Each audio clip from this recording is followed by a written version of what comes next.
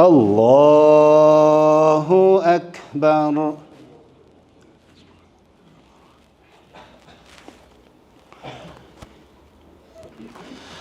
الحمد لله رب العالمين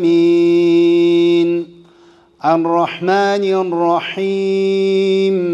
مالك يوم الدين إياك نعبد وإياك نستعين اهدنا الصراط المستقيم صراط الذين أنعمت عليهم غير المغضوب عليهم ولا الضالين.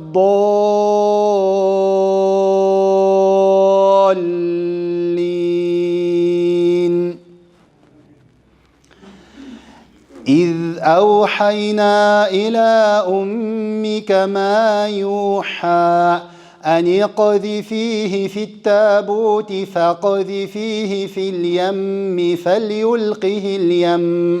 فليلقه اليم بالساحل يأخذه عدو لي وعدو له وألقيت عليك محبة مني ولتصنع على عيني إذ تمشي أختك فتقول هل أدلكم على من يكفله فرجعناك إلى أمك كي تقر عينها ولا تحزن وقتلت نفسا فنجيناك من الغم وفتناك فتونا فلبثت سنين في أهل مدين ثم جئت على قدري يا موسى واصطنعتك لنفسي اذهب أنت وأخوك بآياتي ولا تنيا في ذكري اذهبا إلى فرعون إنه طغى فقولا له قولا لينا لعله يتذكر أو يخشى قالا ربنا إننا نخاف أن يفرط علينا أو أن يطغى قال لا تخافا إنني معكما أسمع وأرى فأتياه فقولا إنا رسولا ربك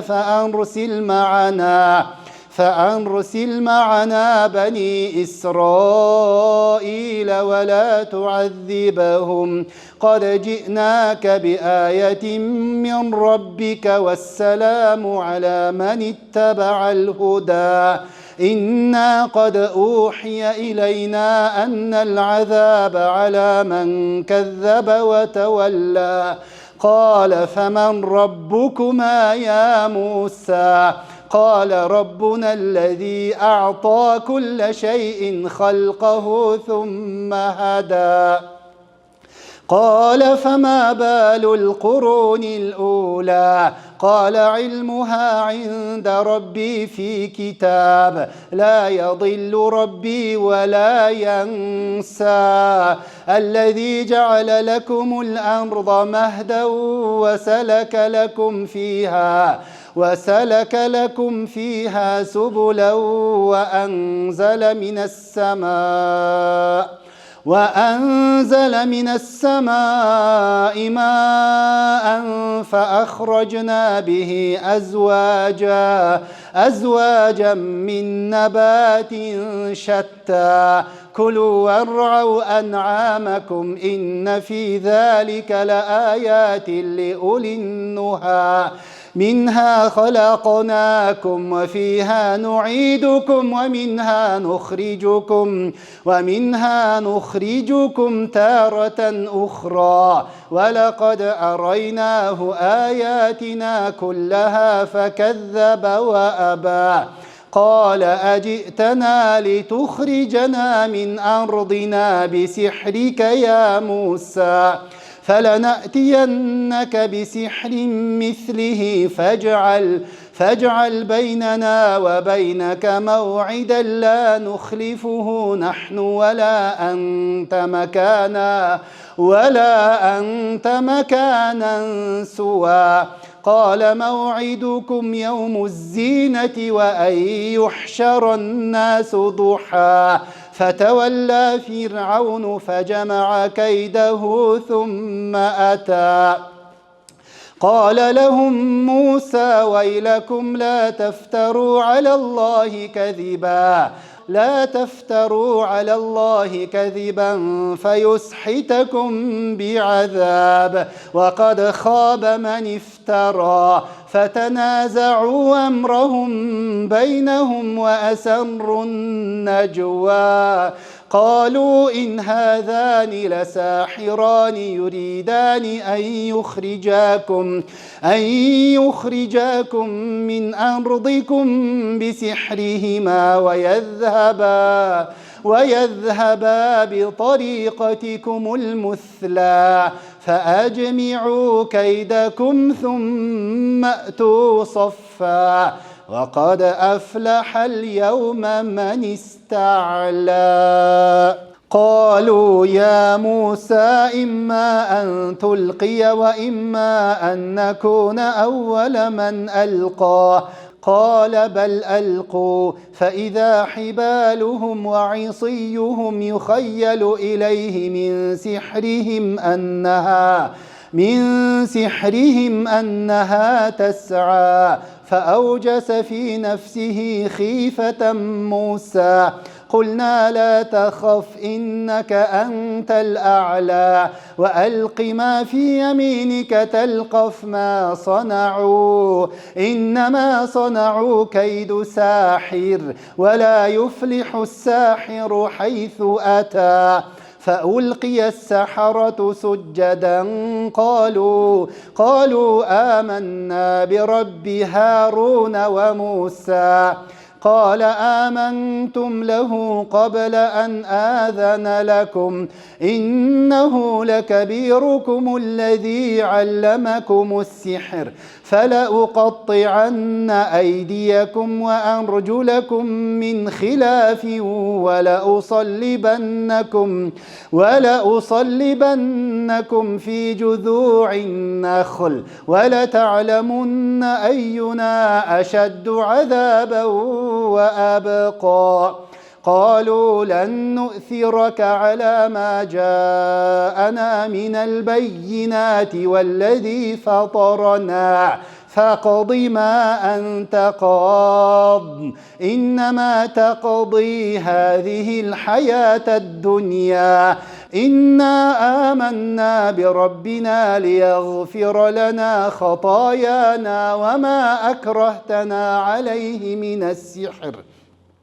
والله خير وأبقى إنه من يأت ربه مجرما فإن له جهنم لا يموت فيها ولا يحيا ومن يأته مؤمنا قد عمل الصالحات فأولئك لهم الدرجات العلى جنات عدن تجري من تحتها الأنهار خالدين فيها وذلك جزاء من تزكى ولقد أوحينا إلى موسى أن أسر بعبادي فاضرب لهم طريقا في البحر يبسا لا تخاف دركا ولا تخشى فأتبعهم فرعون بجنوده فغشيهم من اليم ما غشيهم وأضل فرعون قومه وما هدى يا بني إسرائيل قد أنجيناكم من عدوكم وواعدناكم جانب الطور الأيمن ونزلنا عليكم المن والسلوى كلوا من طيبات ما رزقناكم ولا تطغوا فيه فيحل عليكم غضبي ومن يحلل عليه غضبي فقد هوى وإني لغفار لمن تاب وآمن وعمل صالحا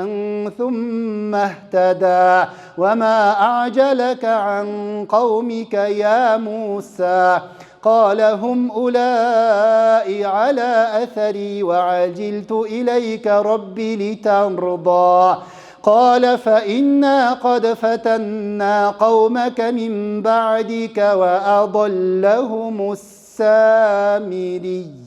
فرجع موسى إلى قومه غضبان آسفا قال يا قوم ألم يعدكم ربكم وعدا حسنا أفطال عليكم العهد أم أردتم أن يحل عليكم غضب من ربكم فأخلفتم موعدي قالوا ما أخلفنا موعدك بملكنا ولكننا حملنا أوزارا من زينة القوم فقذفناها فكذلك ألقى السامري فأخرج لهم عجلا جسدا له خوار فقالوا هذا إلهكم وإله موسى فنسي أفلا يرون ألا يرجع إليهم قولا ولا يملك لهم ضرا ولا نفعا ولقد قال لهم هارون من قبل يا قوم إنما فتنتم به وإن ربكم الرحمن فاتبعوني وأطيعوا أمري قالوا لن نبرح عليه عاكفين حتى يرجع إلينا موسى قال يا هارون ما منعك إذ رأيتهم ضلوا ألا تتبعني أفعصيت أمري قال يا ابن أم لا تأخذ بلحيتي ولا برأسي إني خشيت أن تقول فرقت بين بني إسرائيل ولم ترقب قولي قال فما خطبك يا سامري قال بصرت بما لم يبصروا به فقبضت قبضة من أثر الرسول فنبذتها وكذلك سولت لي نفسي قال فاذهب فإن لك في الحياة أن تقول لا مساس وإن لك موعدا لن تخلفه وانظر إلى إلهك الذي ظلت عليه عاكفا لنحرقنه ثم لننسفنه في اليم نسفا إنما إلهكم الله الذي لا إله إلا هو وسع كل شيء علما كذلك نقص عليك من أنباء ما قد سبق وقد آتيناك من لدنا ذكرا من أعرض عنه فإنه يحمل يوم القيامة وزرا خالدين فيه وساء لهم يوم القيامة حملا يوم ينفخ في الصور ونحشر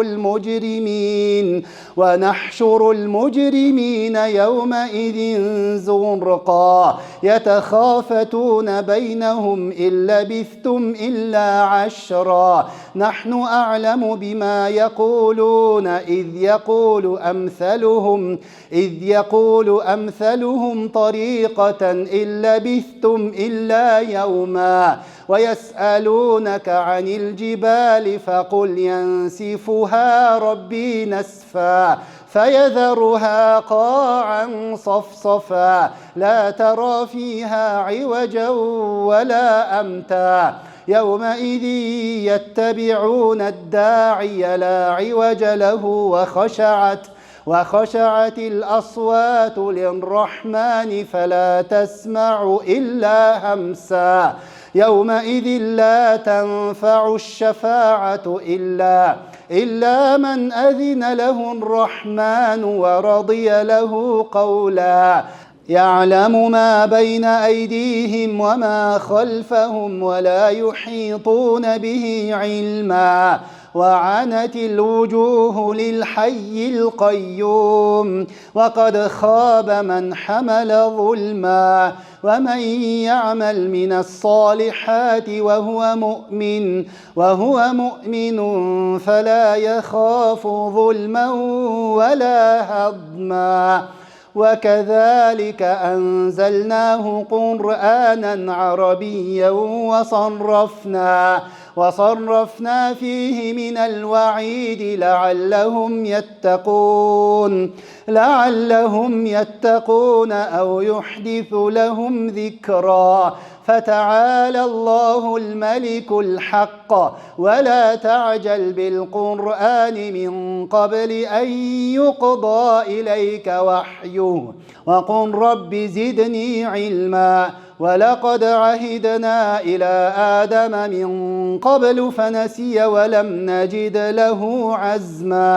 ولقد عهدنا إلى آدم من قبل فنسي ولم نجد له عزما وإذ قلنا للملائكة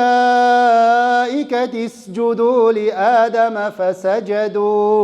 فسجدوا إلا إبليس أبى فقلنا يا آدم إن هذا عدو لك ولزوجك فلا يخرجنكما من الجنة فتشقى إن لك ألا تجوع فيها ولا تعرى وأنك لا تظمأ فيها ولا تضحى فوسوس إليه الشيطان قال يا آدم هل أدلك على شجرة الخلد وملك لا يبلى فأكلا منها فبدت لهما سوآتهما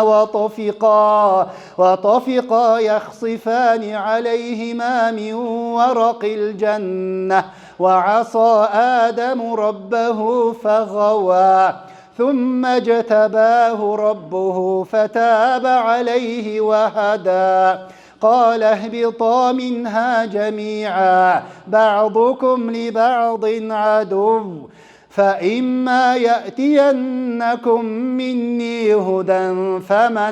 فمن اتبع هداي فلا يضل ولا يشقى ومن أعرض عن ذكري فإن له معيشة ضنكا ونحشره يوم القيامة أعمى قال رب لم حشرتني أعمى وقد كنت بصيرا قال كذلك أتتك آياتنا فنسيتها وكذلك اليوم تنسى وكذلك نجزي من أسرف ولم يؤمن بآيات ربي ولعذاب الآخرة أشد وأبقى أفلم يهد لهم كم أهلكنا قبلهم من القرون يمشون في مساكنهم إن في ذلك لآيات لأولي النهى ولولا كلمة سبقت من ربك لكان لزاما وأجل مسمى فاصبر على ما يقولون وسبح بحمد ربك قبل طلوع الشمس وقبل غروبها ومن آناء الليل فسبح وأطراف النهار لعلك ترضى ولا تمدن عينيك إلى ما متعنا به أزواجا منهم زهرة الحياة الدنيا لنفتنهم فيه ورزق ربك خير وأبقى وأمر أهلك بالصلاة واصطبر عليها لا نسألك رزقا نحن نرزقك والعاقبة للتقوى وقالوا لولا يأتينا بآية من ربه أولم تأتهم بينة ما في الصحف الأولى ولو أنا أهلكناهم بعذاب من قبله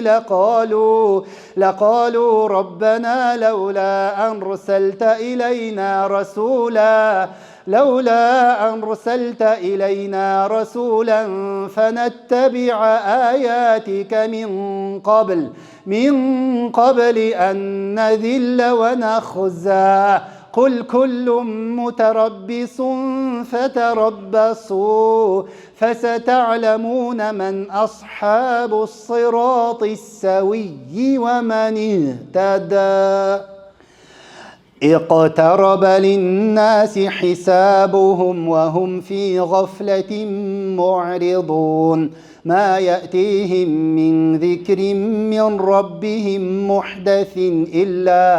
إلا استمعوه وهم يلعبون لاهية قلوبهم وأسروا النجوى الذين ظلموا هل هذا إلا بشر مثلكم أفتأتون السحر وأنتم تبصرون قال ربي يعلم القول في السماء والأرض وهو السميع العليم بل قالوا أضغاث أحلام بل افتراه بل هو شاعر فليأتنا بآية كما أرسل الأولون ما آمنت قبلهم من قرية أهلكناها أفهم يؤمنون وما أرسلنا قبلك إلا رجالا نوحي إليهم فاسألوا أهل الذكر إن كنتم لا تعلمون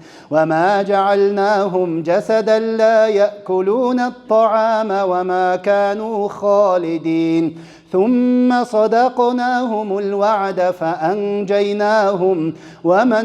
نشاء وأهلكنا المسرفين لقد أنزلنا إليكم كتابا فيه ذكركم أفلا تعقلون وكم قصمنا من قرية كانت ظالمة وأنشأنا بعدها قوما آخرين فلما أحسوا بأسنا إذا هم منها يركضون لا تركضوا وارجعوا إلى ما أترفتم فيه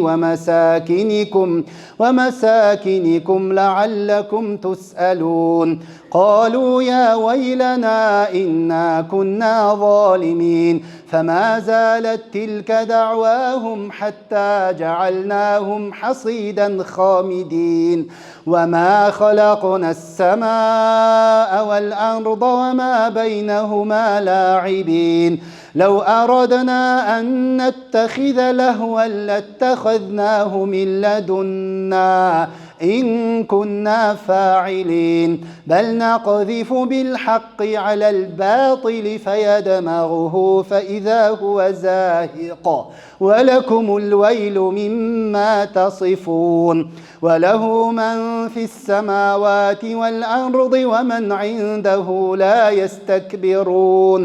لا يستكبرون عن عبادته ولا يستحسرون يسبحون الليل والنهار لا يفترون أم اتخذوا آلهة من الأرض هم ينشرون لو كان فيهما آلهة إلا الله لفسدتا فسبحان الله رب العرش عما يصفون لا يسأل عما يفعل وهم يسألون أم اتخذوا من دونه آلهة قل هاتوا برهانكم هذا ذكر من معي وذكر من قبلي بل أكثرهم لا يعلمون الحق فهم معرضون وما أرسلنا من قبلك من رسول إلا نوحي إليه أنه لا إله إلا أنا فاعبدون وقالوا اتخذ الرحمن ولدا سبحانه بل عباد مكرمون لا يسبقونه بالقول وهم بأمره يعملون يعلم ما بين أيديهم وما خلفهم ولا يشفعون إلا لمن ارتضى وهم من خشيته مشفقون ومن يقل منهم إني إله من دونه فذلك نجزيه جهنم كذلك نجزي الظالمين أولم ير الذين كفروا أن السماوات والأرض كانتا رتقا ففتقناهما وجعلنا من الماء كل شيء حي أفلا يؤمنون وجعلنا في الأرض رواسي أن تميد بهم وجعلنا فيها فجاجا سبلا لعلهم يهتدون وجعلنا السماء سقفا محفوظا وهم عن آياتها معرضون وهو الذي خلق الليل والنهار والشمس والقمر كل في فلك يسبحون وما جعلنا لبشر من قبلك الخلد أفإن مت فهم الخالدون كل نفس ذائقة الموت ونبلوكم بالشر والخير فتنة وإلينا ترجعون وإذا رآك الذين كفروا إن يتخذونك إلا هزوا أهذا الذي يذكر آلهتكم وهم بذكر الرحمن هم كافرون خلق الإنسان من عجل سأريكم آياتي فلا تستعجلون ويقولون متى هذا الوعد إن كنتم صادقين لو يعلم الذين كفروا حين لا يكفون عن وجوههم النار ولا عن ظهورهم ولا هم ينصرون بل تأتيهم بغتة فتبهتهم فلا يستطيعون ردها ولا هم ينظرون ولقد استهزئ برسل من قبلك فحاق بالذين سخروا منهم ما كانوا به يستهزئون قل من يكلؤكم بالليل والنهار من الرحمن بل هم عن ذكر ربهم معرضون أم لهم آلهة تمنعهم من دوننا لا يستطيعون نصر أنفسهم ولا هم منا يصحبون بل متعنا هؤلاء وآباءهم حتى طال عليهم العمر أفلا يرون أنا نأتي الأرض ننقصها من أطرافها أفهم الغالبون قل إنما أنذركم بالوحي ولا يسمع الصم الدعاء إذا ما ينذرون ولئن مستهم نفحة من عذاب ربك ليقولن يا ويلنا إنا كنا ظالمين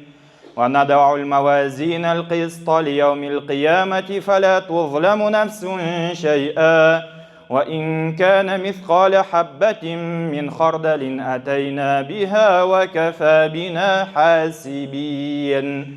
ولقد آتينا موسى وهارون الفرقان وضياء وذكرا للمتقين الذين يخشون ربهم بالغيب وهم من الساعة مشفقون وهذا ذكر مبارك أنزلناه أفأنتم له منكرون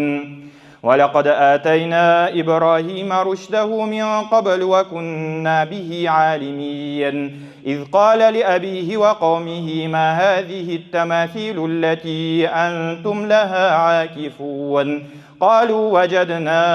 آباءنا لها عابدين قال لقد كنتم أنتم وآباؤكم في ضلال مبين قالوا أجئتنا بالحق أم أنت من اللاعبين قال بل ربكم رب السماوات والأرض الذي فطرهن وأنا على ذلكم من الشاهدين وتالله لأكيدن أصنامكم بعد أن تولوا مدبرين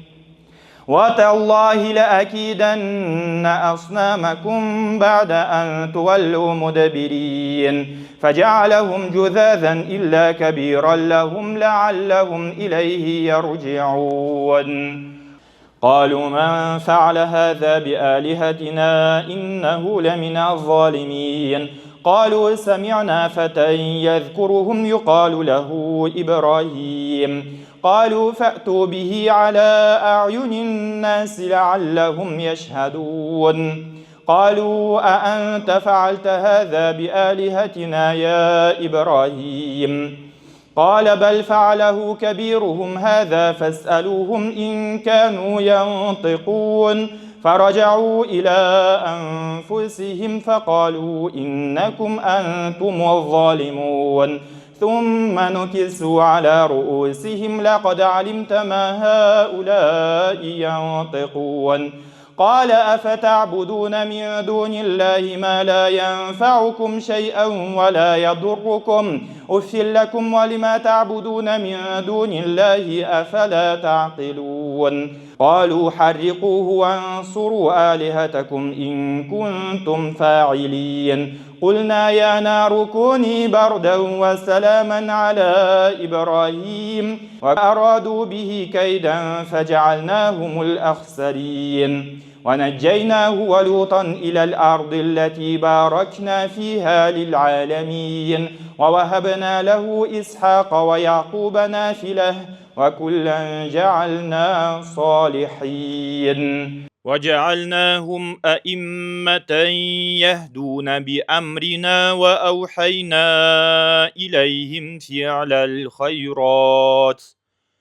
وأوحينا إليهم فعل الخيرات وإقام الصلاة وإيتاء الزكاة وكانوا لنا عابدين ولوطا آتيناه حكما وعلما ونجيناه من القرية التي كانت تعمل الخبائث إنهم كانوا قوم سوء فاسقين وأدخلناه في رحمتنا إنه من الصالحين ونوحا إذ نادى من قبل فاستجبنا له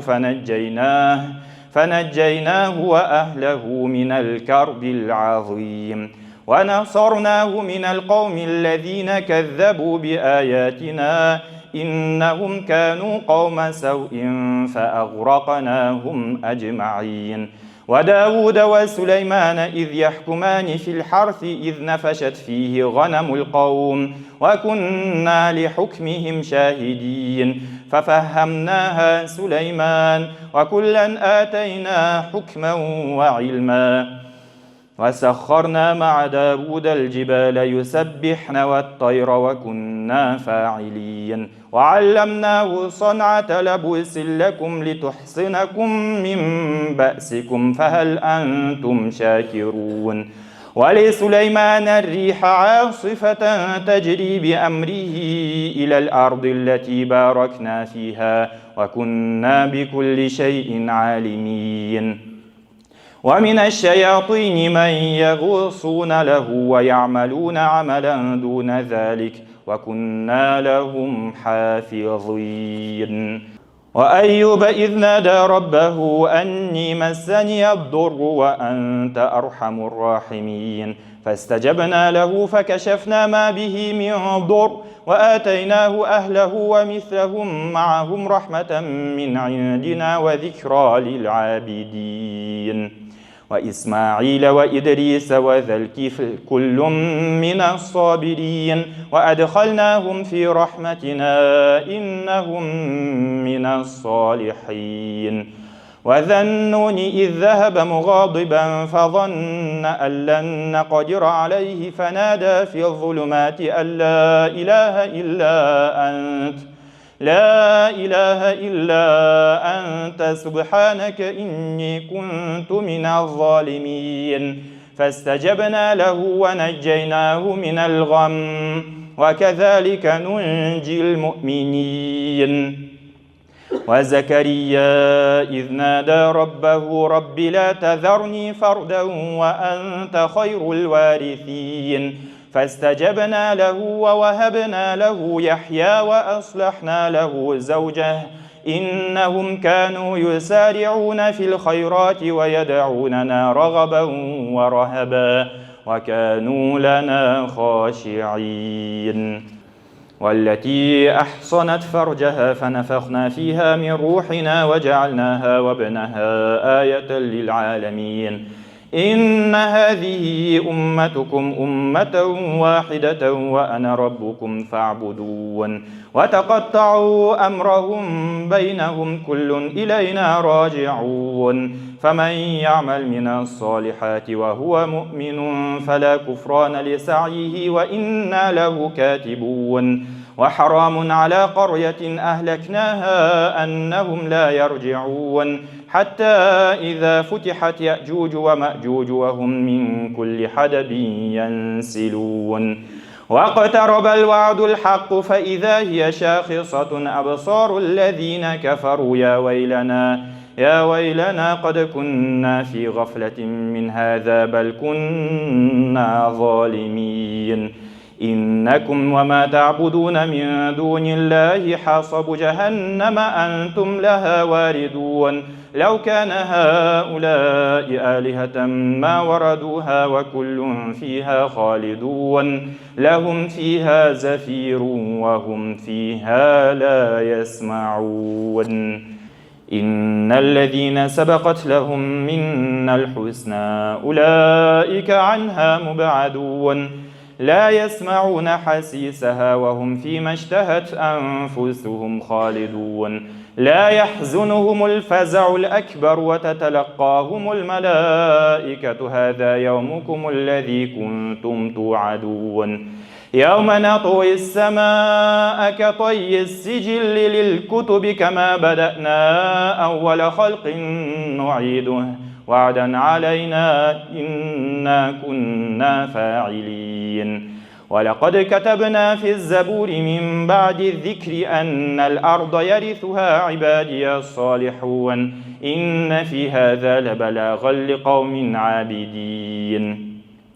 وما أرسلناك إلا رحمة للعالمين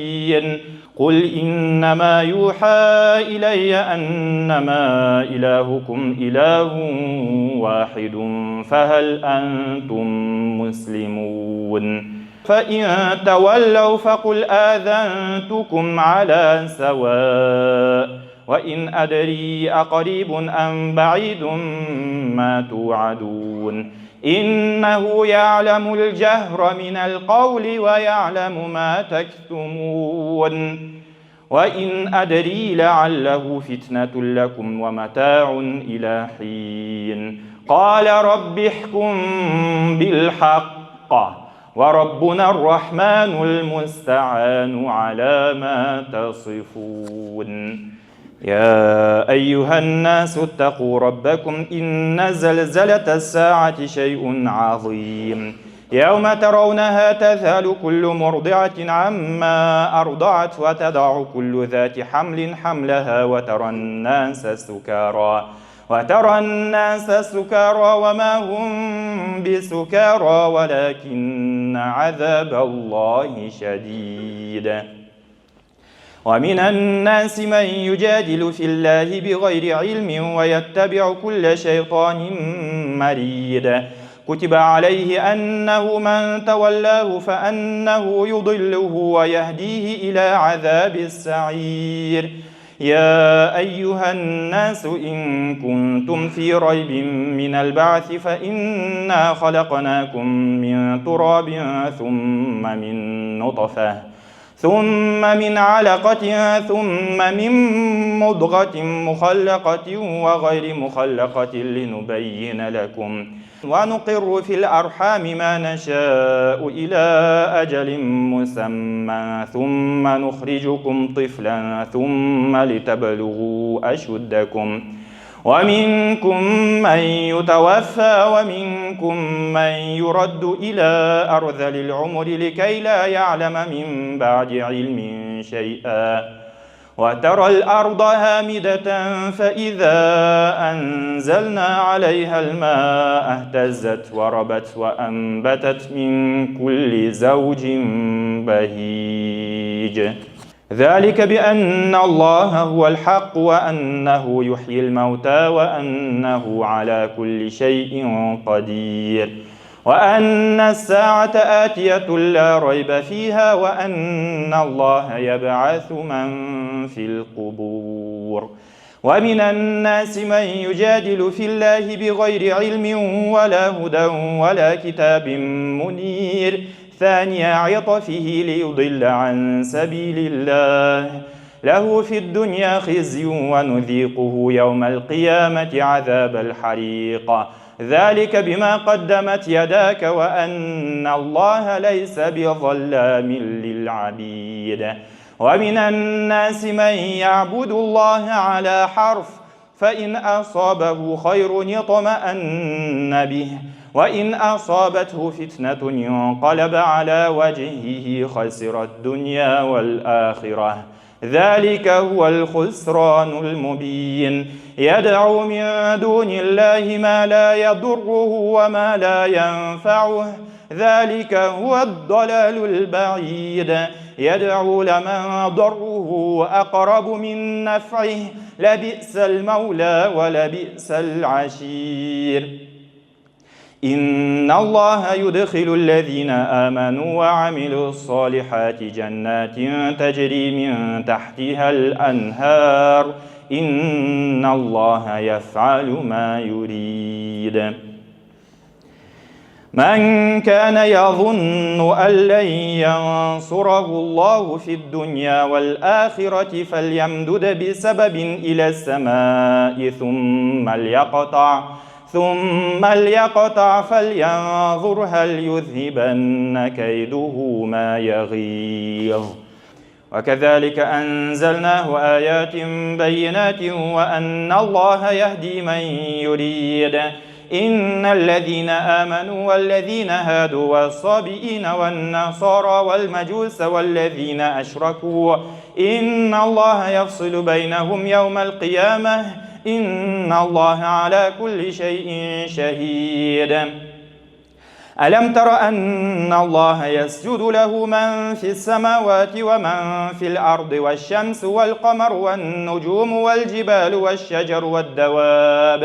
والشجر والدواب وكثير من الناس وكثير حق عليه العذاب ومن يهن الله فما له من مكرم إن الله يفعل ما يشاء. هذان خصمان اختصموا في ربهم فالذين كفروا قطعت لهم ثياب من نار يصب من فوق رؤوسهم الحميم يصهر به ما في بطونهم والجلود ولهم مقامع من حديد كلما أرادوا أن يخرجوا منها من غم أعيدوا فيها وذوقوا عذاب الحريق إن الله يدخل الذين آمنوا وعملوا الصالحات جنات تجري من تحتها الأنهار يحلون فيها من أساور من ذهب ولؤلؤا ولباسهم فيها حرير وهدوا إلى الطيب من القول وهدوا إلى صراط الحميد إن الذين كفروا ويصدون عن سبيل الله والمسجد الحرام الذي جعلناه للناس سواء العاكف فيه والباد ومن يرد فيه بإلحاد بظلم نذقه من عذاب أليم وإذ بوأنا لإبراهيم مكان البيت ألا تشرك بي شيئا وطهر بيتي للطائفين والقائمين والركع السجود وأذن في الناس بالحج يأتوك رجالا وعلى كل ضامر يأتين من كل فج عميق ليشهدوا منافع لهم ويذكروا اسم الله في أيام معلومات على ما رزقهم من بهيمة الأنعام فكلوا منها وأطعموا البائس الفقير ثم ليقضوا تفثهم وليوفوا نذورهم وليطوفوا بالبيت العتيق ذلك ومن يعظم حرمات الله فهو خير له عند ربه وأحلت لكم الأنعام إلا ما يتلى عليكم فاجتنبوا الرجس من الأوثان واجتنبوا قول الزور حنفاء لله غير مشركين به ومن يشرك بالله فكأنما خر من السماء فتخطفه الطير أو تهوي به الريح في مكان سحيق ذلك ومن يعظم شعائر الله فإنها من تقوى القلوب لكم فيها منافع إلى أجل مسمى ثم محلها إلى البيت العتيق ولكل أمة جعلنا منسكا ليذكروا اسم الله على ما رزقهم من بهيمة الأنعام فإلهكم إله واحد فله أسلموا وبشر المخبتين الذين إذا ذكر الله وجلت قلوبهم والصابرين على ما أصابهم والمقيم الصلاة ومما رزقناهم ينفقون والبدن جعلناها لكم من شعائر الله لكم فيها خير فاذكروا اسم الله عليها صواف فإذا وجبت جنوبها فكلوا منها وأطعموا القانع والمعتر كذلك سخرناها لكم لعلكم تشكرون لن ينال الله لحومها ولا دماؤها ولكن يناله التقوى منكم كذلك سخرها لكم لتكبروا الله على ما هداكم وبشر المحسنين إن الله يدافع عن الذين آمنوا إن الله لا يحب كل خوان كفور أذن للذين يقاتلون بأنهم ظلموا وإن الله على نصرهم لقدير الذين أخرجوا من ديارهم بغير حق إلا أن يقولوا ربنا الله ولولا دفع الله الناس بعضهم ببعض لهدمت صوامع وبيع وصلوات ومساجد يذكر فيها اسم الله كثيرا ولينصرن الله من ينصره إن الله لقوي عزيز الذين إن مكناهم في الأرض أقاموا الصلاة وآتوا الزكاة وأمروا بالمعروف ونهوا عن المنكر ولله عاقبة الأمور وإن يكذبوك فقد كذبت قبلهم قوم نوح وعاد وثمود وقوم إبراهيم وقوم لوط وأصحاب مدين وكذب موسى فأمليت للكافرين ثم أخذتهم فكيف كان نكير فكأي من قرية أهلكناها وهي ظالمة فهي خاوية على عروشها وبئر معطلة وقصر مشيد أفلم يسيروا في الأرض فتكون لهم قلوب يعقلون بها أو آذان يسمعون بها فإنها لا تعمى الأبصار ولكن تعمى القلوب التي في الصدور